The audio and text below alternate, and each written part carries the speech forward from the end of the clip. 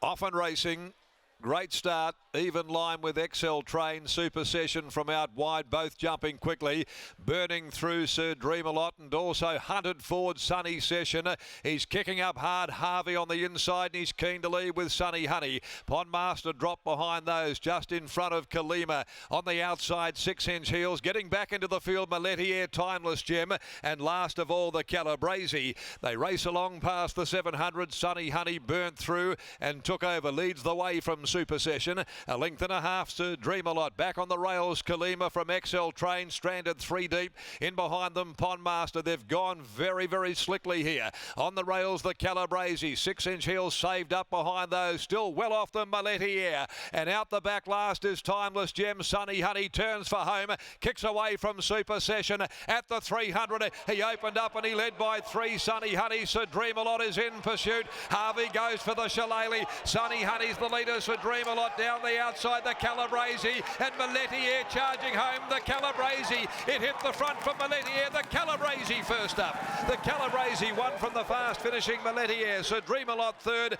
Sunny Honey folding up late in the shadows of the post. Pondmaster on their heels, Kalima, followed then by Super Session, Timeless Gem, 6-inch heels, with Excel Train rounding them up at the rear. The Calabrese takes out the 8th and last event of the day. So Steven Parnham makes it a bookend on Anzac Day, winning the first on Spellborn and now the last on the Calabrese. It trialled terrifically and brings it to race day. Beats Maletti Air, Sir Dream-A-Lot and Sunny Honey, who went for home and ran out of steam in the final stages as the Calabrese monstered the line to take out this, the final event on the card. The Per Encanto gelding for Chris and Michael Ganjimmy. Steven Parnham aboard.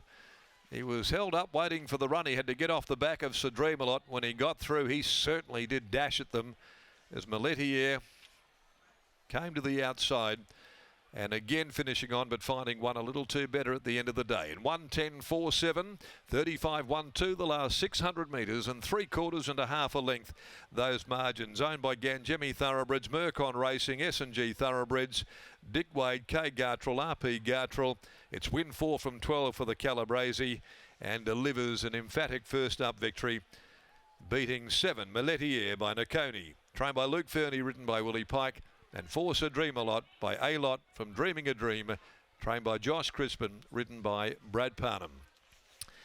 So the Parnham boys today having a big day. Steven, of course, winning the opening race on the card. The brothers have all shared the spoils this afternoon. Chris Parnham winning on Cos I Am and the Peters Investments plate. And then through the course of the meeting as well, they've bobbed up late in the afternoon. The brothers, Brad winning on Outspoken Lad, and of course Chris again winning on Rissoles in the Sheila Gwyn, and with Steven winning the last. So they've dined out this afternoon, the brothers Parnham, that is for sure and certain. As Steven comes back, let's go to Lockie.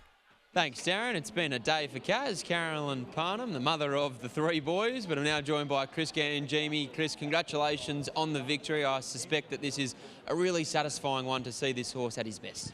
Yeah, exactly. Locke obviously showed glimpses that he's a very smart horse, but hasn't put it all together with his manners yet.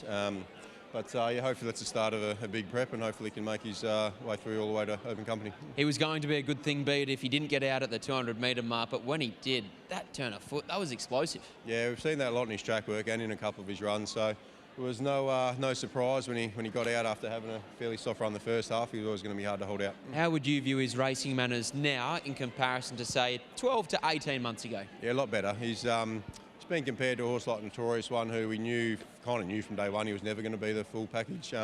But this horse has showed us that what we thought and hoped that he would eventually put it all together, and when he does, hopefully he can be an open class horse, and hopefully he's on the way to doing that. Is he an open class sprinter in 12 months' time, or could he stretch out to a mile? No, I think he's a sprinter. Yeah, I think especially one of his bad habits has been over racing early, so he probably needs a 12 under, a decent tempo, and then, like I say, if he gets the breaks, he's going to be hard to hold out in a lot of races. Great way to finish the day. Congratulations. Thanks, buddy. There's Chris Ganjimmy after the win of the Calabrese, and here's Steve Parnham after bookending the program. Stevie Parnham joins us now. Yes, a big day for Carolyn too. Mum's just had all three boys have won races. Double for Chris, double for Steve, single for Bradley. She'll be a very happy lady. But Stevie, this horse trialled super.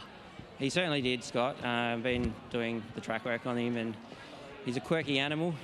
Jordan did a lot of his early days riding him, and it hasn't been an easy job for Geordie to get the horse right. And I've just been fortunate to pick him up when he's probably starting to mature a bit more and getting to know him. I've had a good relationship with him at track work, and trial day was sort of the first test to see how he'd go, and he passed that with flying colours. So as long as everything went right today, I was actually very confident of his winning chances. And very similar to race number one when we last spoke, Paul Harvey put the tempo on again for you.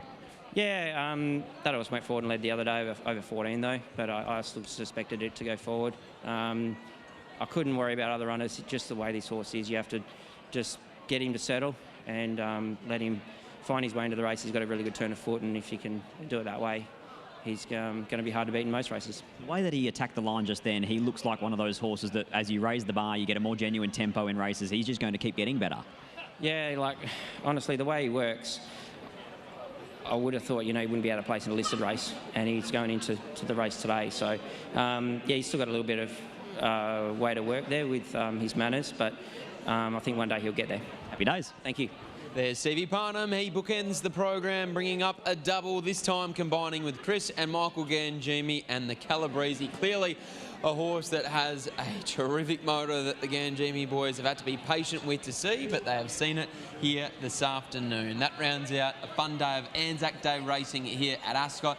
The two feature race winners being Outspoken Lad and Rissoles. Outspoken Lad adds just another cup there. He's just a wonderful racehorse, that. He's no frizz, no frills. He's not that exciting about how he goes about it, but he just knows how to get the job done. And then Rissoles, well, that's a crowning moment for her. She's now a black type winning daughter of Playing God, and she's going to obviously fly the flag for Geisel Park into the future. What do your boys in purple win by tonight?